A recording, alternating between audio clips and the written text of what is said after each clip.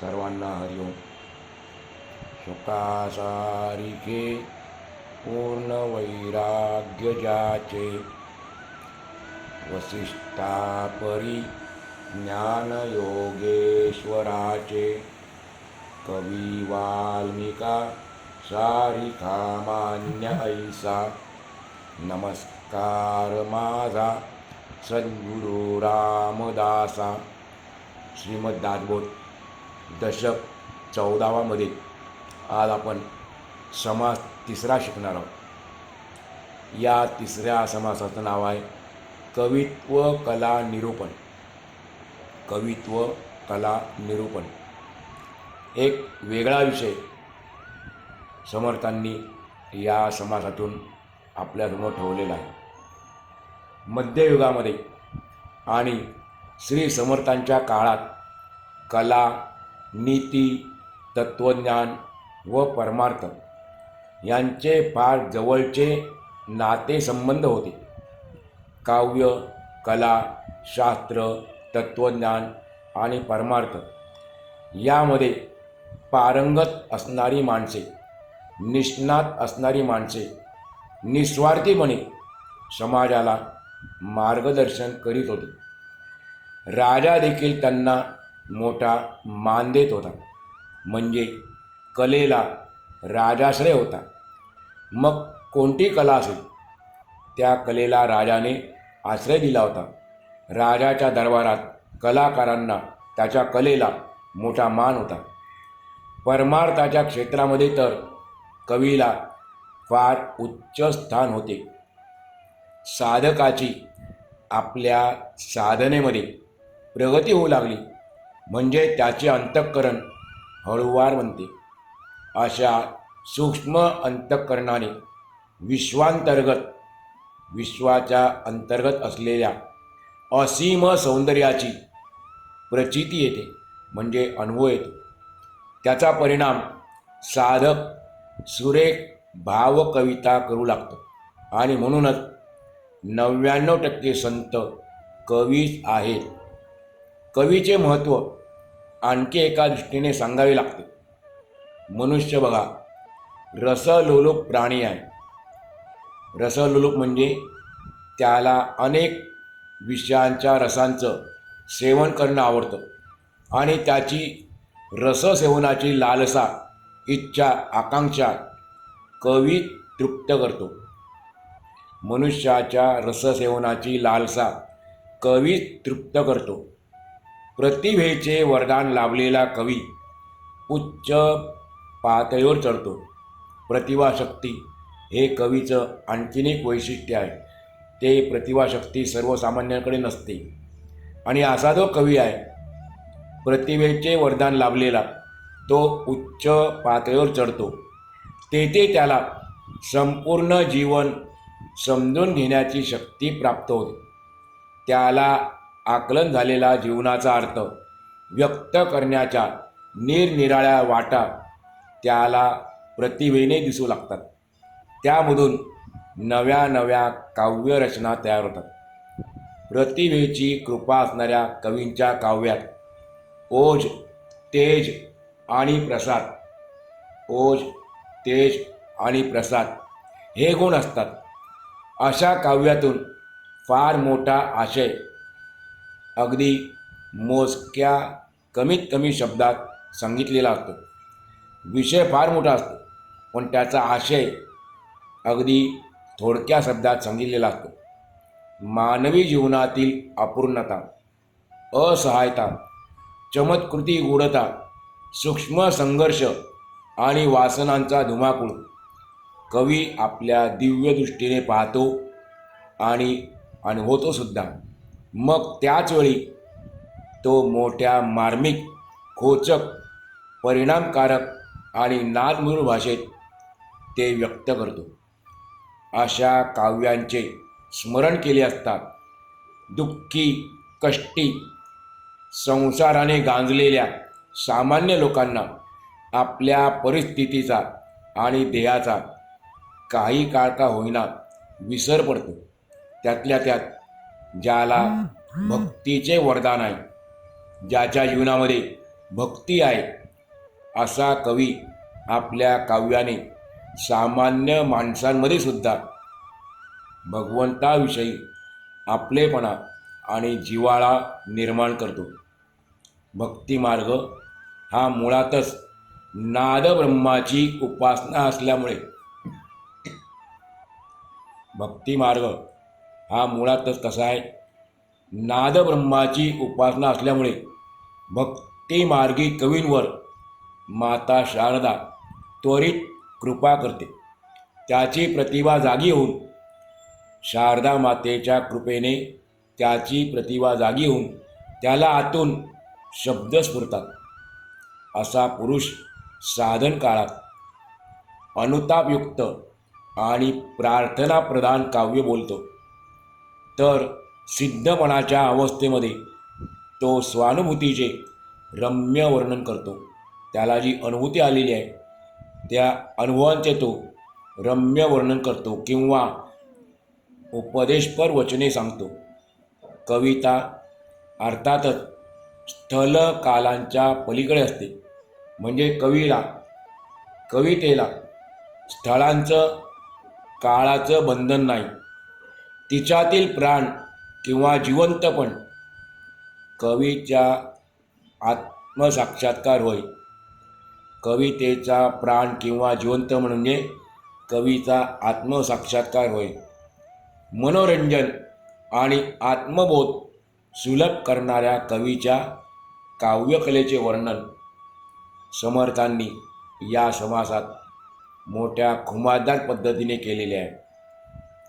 सर्वप्रथम स्वामीजी आपल्याला कवितेने भगवंताची पूजा कशी करावी ते सांगतात. जरी समासाचं नाव आहे कवित्व कला निरूपण, तरी देखील त्याला पारमार्थिक स्पर्श आहे. म्हणून सांगतात पहिल्यांदा सुरुवातीला कवितेने भगवंताची पूजा कशी करावी. शब्दरूपी फुलांची माळा म्हणजे कविता होय. कवितेची एकदम सोपी व्याख्या, शब्दरूपी फुलांची माळा किंवा हार म्हणजे कविता होय. त्या फुलांचा सुंदर सुगंध, आता फूल म्हटल्यानंतर भगवंताला आपण अर्पण करतो ते बिनवासाचं करत नाही, सुगंधी फूल अर्पण करतो. तर कवितारूपी फुलातील सुंदर सुगंध म्हणजे त्या कवितेचा अर्थ होय. हा सुगंध काही औरच असतो. कविता ऐकल्यानंतर आपल्याला खूप आवडते आणि अर्थ कळला तर आणखीन भावते, जवळची वाटते. म्हणून समर्थ म्हणतात हा सुगंध, अर्थरूपी सुगंध काही औरच असतो. संतरूपी भुंगे, आता फूल म्हटल्यानंतर त्यामध्ये भुंगे येणार, मग इथे भुंगे कोण आहेत? संतरूपी भुंगे त्या काव्य फुलांवर बसतात. त्यांना अर्थरूप सुगंधाने अत्यानंद होतो. अशा शब्दरूपी फुलांची माळा अंतःकरणात गुंफावी. भगवंताची कवितेने पूजा कशी करायची? शब्दरूपी फुलांची माळा अंतःकरणात गुंफावी आणि पूजा म्हणून ती श्री रामरायांच्या चरणी अर्पण करावी. सर्वच शब्दांचे मूळ ओंकार आहे.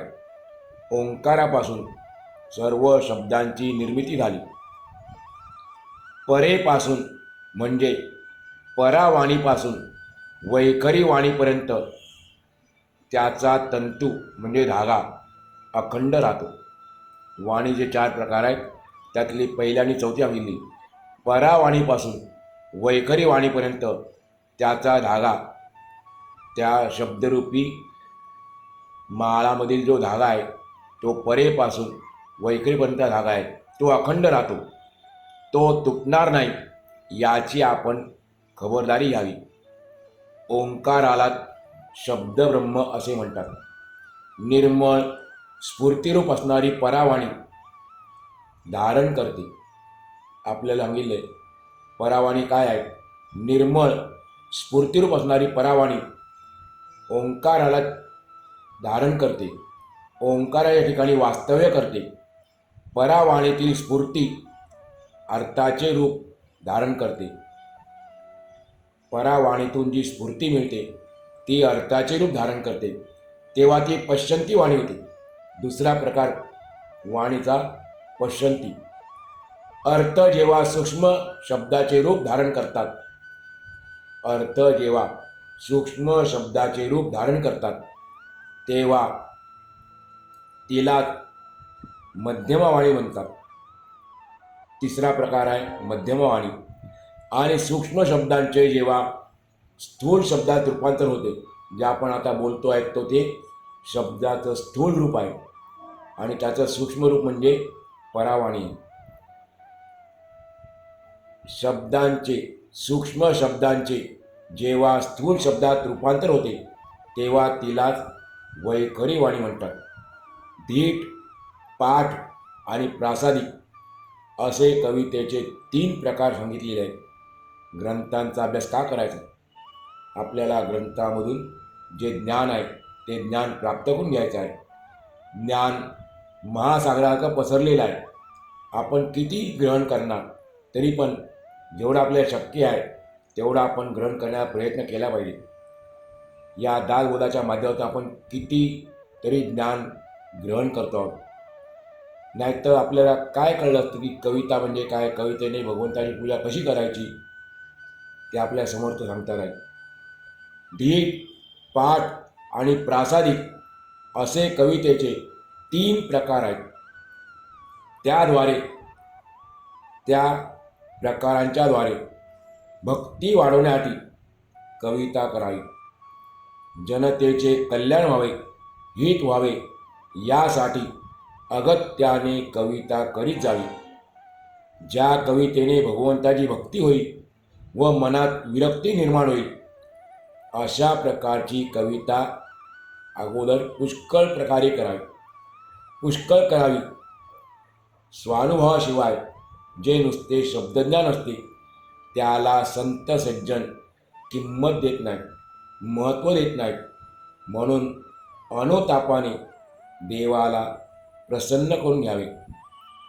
देव प्रसन्न झाल्यानंतर जे जे शब्द येतात, जे जे काही वाणीतून प्रगट होते ते ते सर्व चांगलेच असते आणि त्यालाच प्रासादिक वाणी म्हणजे भगवंताचा प्रसाद म्हणतात. धीटपणाने केलेले काव्य, धीटपणाने केलेले काव्य ते धीट कवित्व. आपल्या मनात जे काही येते त्यावर जबरदस्तीने काव्य करणे, कसे तरी शब्दाला शब्द जुळवणे म्हणजे समर्थ म्हणतात त्याला धीट कवित्व म्हणतात. त्यानंतर दुसरा प्रकार आपण सांगितला समर्थांनी, पाठ. मग पाठ म्हणजे काय? पाठ म्हणजे पाठांतर. पुष्कळ निरनिराळे ग्रंथाचा अभ्यास करून त्यामधील काव्यासारखी कविता आपण स्वतः रचणे याला पाठ कवित्व म्हणतात. तत्काळ कविता रचण्याची शक्ती, तात्काळ कविता रचण्याची शक्ती संपादन केली आणि मग जे दृष्टीस पडले त्यावर कविता केली. अशा प्रकारे भगवंताच्या भक्ती वाचून जी कविता असते तिला धीट पाठ कविता म्हणतात. काही लोक बघा शीघ्र कवी असतात, लगेच त्यांना काव्य सुचतं, पण जर भगवंताच्या भक्तीशिवाय असेल तर तिला धीट पाठ कविता म्हणतात.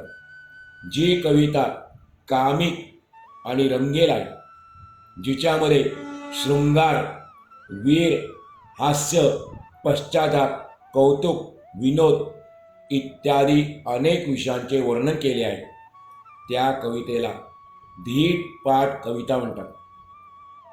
पोटातील भुकेची आग शांत करण्यासाठी कवीला माणसाची स्तुती करावी लागते. अशी नरस्तुती करण्यासाठी काव्यशक्ती वापरून केलेल्या कवितेलाही धीट पाठ कविता म्हणतात. पूर्वी जे राजाच्या दरबारामध्ये कवी होते, खास राजाश्रय त्यांना दिला होता, त्यांना भाट म्हणायचे. मग ते भाट काय करायचे? आपलं पोट भरण्यासाठी राजाची स्तुती करायची, म्हणजे माणसाची स्तुती करणे याला म्हणतात धीट पाठ कविता. पण अशा धीट पाठ कवितेने परमार्थ काही साधत नाही.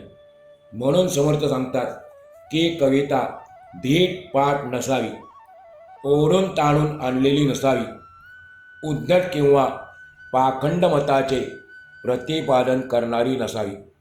कवितेत वादविवाद, रसाचा भंग किंवा रंगाचा बेरंग नसावा. आणि महत्त्वाचं म्हणजे दृष्टांत वाचून कविता नसावी. आपण कवितेतून जर एखादा विषय मांडलेला असेल, सिद्धांत मांडलेला असेल, तर ते पटवून देण्याकरता दृष्टांत असला पाहिजे. कवितेमध्ये पाल्हाळ आणि पाचकळपणा नसावा. वाईट किंवा लबाड लोकांना उद्देशून कविता करू नये. कवित्व हलक्या दर्जाचे नसावे. कवितेत एकच गोष्ट किंवा विषय पुन्हा पुन्हा सांगितलेला नसावा. काव्यशास्त्राच्या नियमांचे पालन केलेले असावे. छंद, मात्रा, वृत्त वगैरेंचे नियम मोडू नयेत.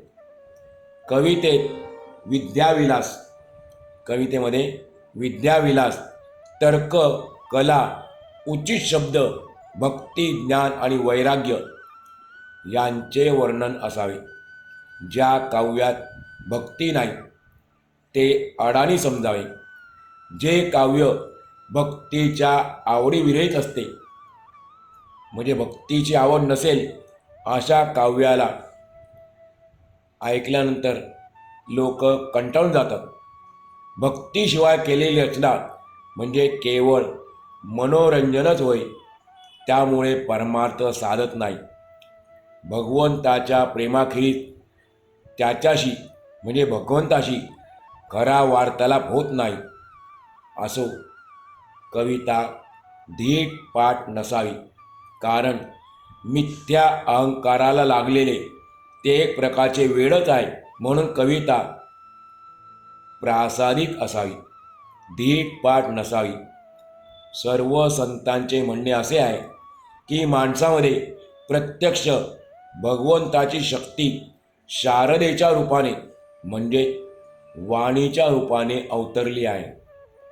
आपण जे बोलतो आहे वैखरी वाणी म्हणतात त्याला, ती दुसरी काही नाही, ती शारदा माताच आहे. या पवित्र अशा शक्तीचा खरा उपयोग आपण भगवंताच्या दर्शनाआधी केला पाहिजे. भगवंताच्या निरंतर चिंतनाने भक्तीने ओतमलेली कविता स्फुरते. जर आपण भगवंताचं निरंतर चिंतन राहिलो, नामस्मरण करत राहिलो, तर आपल्याला भक्तीने ओतमलेली कविता आपोआप स्फुरते आणि तीच कविता श्रोत्यांच्या अंतःकरणात भक्तीची अमृतवाणी ठरते आणि ती अमृतवाणी फोफायला मदत करते. अशा प्रकारची कविता अगदी सहजपणे संतांच्या हृदयरूपी गुहेतून सतत वाहत असते आणि तीच खरी प्रासादिक कविता आहे. ज्याला वैभव, पैसा आणि कामवासना या तिन्ही गोष्टी वांतीप्रमाणे किळसवाणे वाटतात, त्याच्या हृदयात भगवंताचे ध्यान अखंडपणे चालू असते. म्हणजे ज्याने आपल्या जीवनातून वैभव, पैसा, कामवासना याला बाहेर काढलेला आहे, त्याच्यावर आसक्ती नाही, अशा माणसाच्या हृदयामध्ये भगवंताचे ध्यान अखंडपणे चालू असते. ज्याला क्षणाक्षणाला भगवंताचेच स्मरण होते आणि त्यामुळे असलेली भगवंताची आवड एकसारखी वाढत जाते. ज्याची भगवंताची भक्ती आणि तिची गोडी अधिकाधिक वाढत जाते. भगवंताच्या भजनापासून तो एक क्षण देखील वाया जाऊ देत नाही. अशा प्रकारची भक्ती संतांनी केली. एक अभंग महाराजांचा आहे, तुकाराम महाराजांचा, की आम्ही सतत भगवंताचं नाव करतो, फक्त काही वेळ वाया जातो. कोणता? जांभई शिंक खोकला एवढाच वेळ वाया गेला, नाहीतर सतत स्मरण आहे. इथे आपल्याला समर्थसुद्धा ते सांगतात, भगवंताच्या भजना वाचून तो एक क्षण देखील वाया जाऊ देत नाही. ज्याचे अंतःकरण सदैव भगवंताच्या प्रेमात रंगलेले आहे आणि ज्याच्या अंतर्यामी भगवंत अचल आणि स्थिर असतो, असा पुरुष जे सहज बोलतो ते ब्रह्मनिरूपणच होय. त्याला सहज बोलला तरी ते ब्रह्माचंच निरूपण असतं, भगवंताविषयीच असतं. ते अंतःकरणामध्ये भगवंताने ठाण मांडल्याने अशा पुरुषाला भक्तीचा छंदच लागलेला असतो. त्यामुळे भक्ती वाचून तो दुसरे काही बोलतच नाही. अंतर्यामी ज्याची आवड लागलेली असते त्याला अनुसरूनच त्याची वाणी बोलू लागते. आपल्याला अंतर्यामी आपल्या अंतःकरणामध्ये ज्या गोष्टीची आवड आहे त्याविषयीच आपण बोलतो. ज्या गोष्टी आवड नाही त्या आपल्या मनातून पण येत नाही, मुखातून याची गोष्ट लांब राहील. बघा, आपण सगळेजण कोणत्या गोष्टी बोलतो? प्रपंचाविषयी, कारण आपल्याला प्रपंचाची जास्त आवड आहे म्हणून आपल्या मुखातून तेच बाहेर पडतं. पण ज्याला भगवंताची आवड आहे त्याच्या मुखातून प्रासादिक वाणी बाहेर पडते. म्हणून समर्थ काय सांगतात, अंतर्यामी ज्याची आवड लागलेली असते त्याला अनुसरूनच त्या माणसाची वाणी बोलू लागते. तो मोठ्या प्रेमाने आणि श्रद्धेने करुणरसाने भरलेले कीर्तन करतो. कीर्तनामध्ये प्रेम झाल्यानंतर, कीर्तनामध्ये प्रेम निर्माण झाल्याने तो नाचू लागतो. त्याचे मन भगवंताला चिकटलेले असल्याकारणाने नाचता नाचता त्याला देहभान राहत नाही. मनुष्याची गोष्ट सोडून द्या, प्रत्यक्ष भगवंत देखील कीर्तनामध्ये नाचू लागला होता. कोणाच्या कीर्तनात? संत शिरोमणी नामदेव महाराजांच्या कीर्तनामध्ये भगवंत नाचू लागला होता, देहभान हरपून. आणि वर्णन केलं अभंगामध्ये की ते नाचता नाचता देवाचा पितांबर गळला तरी पण त्याला भान नाही, शुद्ध नाही. मग मनुष्य नाचू लागेल यात काही नवल नाही. कीर्तनामध्ये शंका आणि लाज मनुष्यापासून दूर पळतात. प्रेमाच्या रंगाने रंगलेला आणि भक्तीच्या मस्तीने मस्त झालेला तो स्वतःचा अहंभाव आपल्या पायाखाली तुडवतो. तो अगदी निशंक मनाने गातो, नाचतो. आजूबाजूच्या लोकांचे अस्तित्व त्याला जाणवतही नाही, कारण त्याच्या नजरेमध्ये त्रैलोक्य नायक भगवंतच भरलेला असतो. अशा रीतीने जो भगवंताच्या ठिकाणी रंगून जातो त्याला कशाची वासना शिल्लक राहत नाही. मग तो स्वच्छंदपणे भगवंताची ध्यानमूर्ती, सगुणमूर्ती, कीर्ती, त्याचप्रमाणे भगवंताचा पराक्रम यांचे वर्णन करू लागतो. त्याच्यापुढे माणसाची स्तुती करणे त्याला अगदी शिल्लक वाटते. म्हणजे तो भगवत भक्त माणसाची स्तुती करत नाही. संपूर्ण संसाराबद्दल विरक्त असणारा वर वर्णन केलेला जो भगवत भक्त असतो त्यालाच संत मंडळी मुक्त पुरुष मानतात. अशा पुरुषाची भक्ती जेव्हा शब्दाच्या रूपात, काव्याच्या रूपात प्रगट होते तेव्हा तिला प्रासादिक वाणी म्हणतात. त्याच्या सहज बोलण्यातून आत्मानात्मविवेक प्रगटतो. समर्थ म्हणतात, आता उत्तम कवितेचे लक्षण सांगतो ते ऐका. वास्तविक मागे सांगून झाले आहे तेच पुन्हा सांगतो. मग का सांगतो? ते ऐकल्याने तुम्हा सर्व श्रोत्यांचे अंतःकरण तृप्त होईल म्हणून सांगतो, असे म्हणतात समर्थ. उत्तम कविता ही निर्मळ, सरळ आणि मागचा पुढचा संदर्भ स्पष्ट करणारी असावी. भक्तीच्या भरातून आलेली असावी. ती मोठ्या आशयाने परिपूर्ण असावी. म्हणजे त्या कवितेमध्ये, काव्यामध्ये मोठा आशय असावा.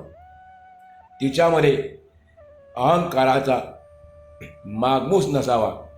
कवितेत भगवंताची कीर्ती वर्णन करावी.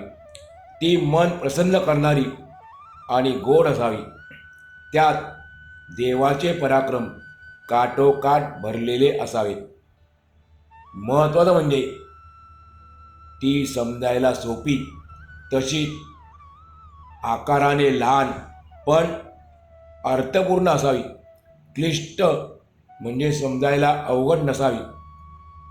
कविता भक्तिरसाने मृदू, मंजूळ, कोमल, तशीच भव्य, अद्भुत, विशाल आणि व्यवस्थित रचलेली अशी असावी.